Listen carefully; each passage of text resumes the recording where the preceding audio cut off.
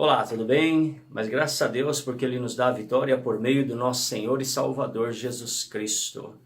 Eu tenho postado algumas informações, alguns relatos sobre perseguições no Império Romano e agora a gente vai fazer a parte 3 desse trabalho.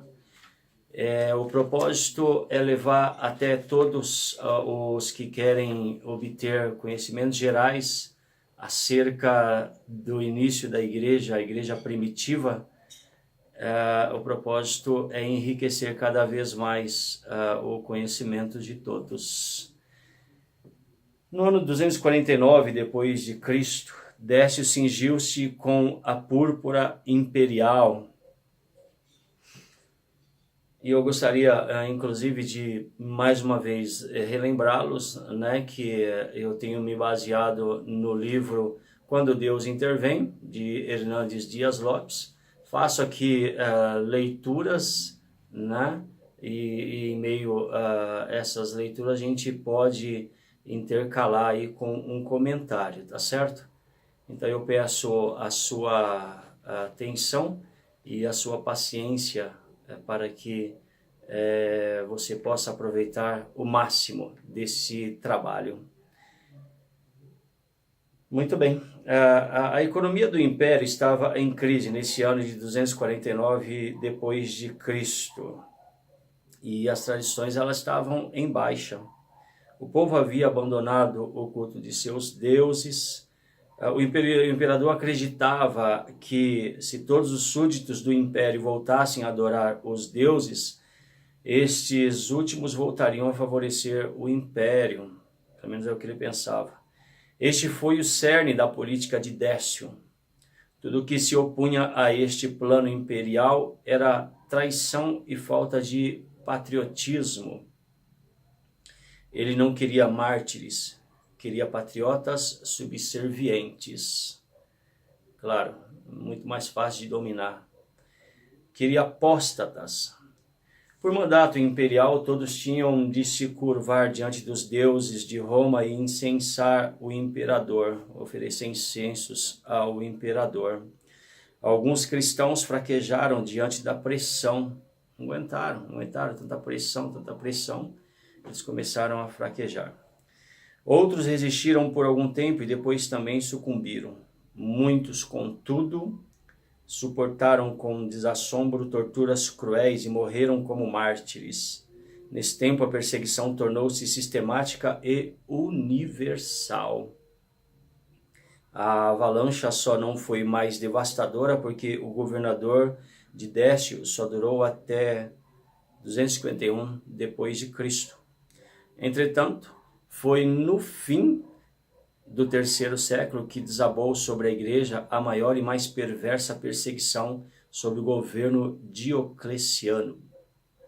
Este, em 303 depois de Cristo, lançou um edito ordenando a queima de todos os edifícios e livros cristãos. Os cristãos foram privados de sua dignidade e de seus direitos civis. Ele ainda ordenou que todos os líderes cristãos fossem encarcerados. Presos os líderes, todos os cristãos deveriam, sob pena de morte, sacrificar aos ídolos de Roma. Assim, por causa de sua fé, os cristãos sofreram torturas e suplícios horrendos. Essa brutal e sangrenta perseguição só teve fim com a promulgação por Galério do Edito de Tolerância no dia 30 de abril de 311 depois de Cristo. Logo foram abertos os cárceres e as pedreiras, e deles brotou uma torrente humana de pessoas aleijadas, arrebentadas e tortas, mas exultantes e com a face brilhando de fulgor pela glória de Deus. Em 313 depois de Cristo, Constantino proclamou o Edito de Milão, fazendo cessar a perseguição aos cristãos e devolvendo-lhes igrejas. E ele também devolveu cemitérios e outras propriedades que haviam sido confiscadas pelos governos anteriores. Muito bem, eu vou ler aqui o final dessa parte, né, que fala sobre a perseguição do Império Romano, mas desde já eu quero fazer aqui uma observação acerca desse imperador que entra em cena agora, o imperador Constantino, que ao meu ver foi um dos piores, e já já eu explico para vocês porque que eu acho que Constantino foi um dos piores imperadores, apesar de não parecer. Muito bem.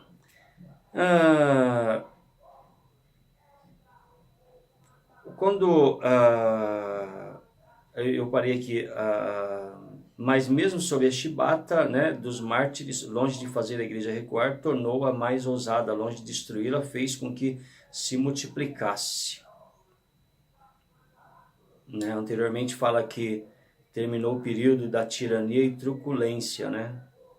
Pelo menos esses maus tratos, essas hostilidades aí que eram praticadas, né, que visava afetar o estado físico dos cristãos, né, sem falar da questão, é claro, psicológica, né, e aqui teve um fim. E já já eu falo que, apesar de ter Constantino colocado um fim nessa condição de sofrimento, nesse estado de sofrimento, eu vejo algo muito pior que ele fez mais à frente, ok? Tem uma observação aqui que eu acho interessante. Perguntaram certa feita ao reverendo Francisco Leonardo, ex-reitor do seminário presbiteriano, lá do norte, em Recife, Pernambuco.